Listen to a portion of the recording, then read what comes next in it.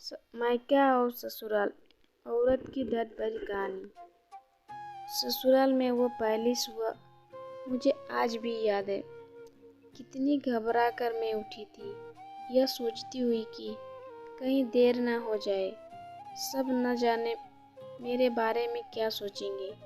केवल एक रात ही तो नए घर में कटी थी और इतना सब कुछ बदल गया, जैसे आसमान में उड़ती चिड़िया को किसी ने मोती के लालच देकर पिंजरे में कैद कर लिया हो।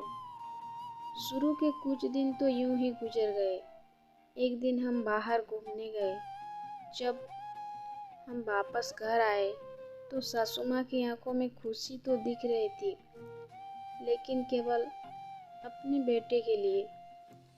मैंने सोचा कि शायद नया नया रिश्ता है, एक दूसरे को समझने में कुछ वक्त लगेगा, लेकिन समय ने जल्द ही एहसास करा दिया कि मैं यह बहू हूँ, इसलिए मैं जैसा चाहूँ वैसा नहीं कर पाऊँगी। कुछ कायदा और मर्यादा है जिसका मुझे पालन करना होगा, जैसे कि धीरे धीरे बात करना, धीरे से हंसना, सबके खाने के बाद खाना खाना। यह सब आदतें मुझे अपने आप आ गई। माँ से भी बात कम होने लगी, जिसकी वजह से मुझे पीहर की याद आने लगी। ससुराल में पूछने पर कहा गया कि अभी नहीं, कुछ दिन बाद जाना।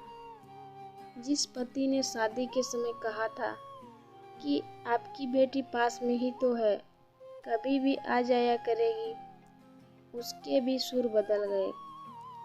अब मुझे धीरे धीरे यह समझ में आ गया था कि शादी कोई बच्चों का खेल नहीं है। इसमें केवल घर नहीं बदलता, पूरी जिंदगी बदल जाती है। अब मैं कभी भी उठकर अपने पीहर नहीं जा सकती, यहाँ तक कि पीहर वालों को भी मुझसे मिलने के लिए पूछकर आना पड़ता है। पीहर में जोर जोर का हंसना, कभी भी कहीं भी चला जाना, रसोई से कुछ भी उठाकर खा लेना, अपनी मर्जी का करना, यह सब यादें बनकर रह गई। अब मुझे समझ में आने लगा था कि क्यों विदाई के वक्त सभी लोग मुझे गले लगाकर रो रहे थे। असल में मुझसे दूर होने का एहसास उन्हें हो रहा था, लेकिन एक और बात थी जो उन्हें अंदर ही अंदर परेशान कर रही थी कि अब जिस सच्चाई से मुझे इतने दूर रखा गया है, वह सच्चाई मेरे सामने आने वाली थी। पापा का यह झूठ कि मैं उनकी बेटी नहीं, बेटा हूँ, अब और दिन नहीं छुप पाएगा, जो कि उनकी सबसे बड़ी चिंता थी कि अब उनका बेटा, जिसको कभी भी बेटी होने का एहसास नहीं कराया था, जीवन में इतने बड़े सच के सामने करने जा रही थी। वही माँ को भी चिंता सता रही थी कि उनकी बेटी अभी तक कोई एक काम भी नहीं किया करती थी। अब वह पूरे परिवार की जिम्मेदारी कैसे उठाएगी। सभी लोग मेरे इस विदाई पर होने पर पराये होने का दर्द जान रहे थे, सिवाय मेरे। इसलिए वह सभी लोग रो रहे थे। आज मुझे समझ आ गया कि उनका रोना गलत नहीं था।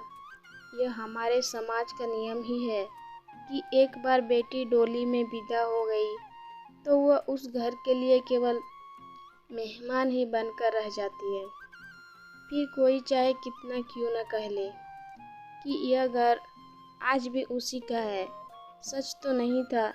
यह हमारे समाज का नियम ही है कि एक बार बेटी डोली में विदा हो गई तो वह उस घर के लिए केवल मेहमान ही बनकर रह जाती है।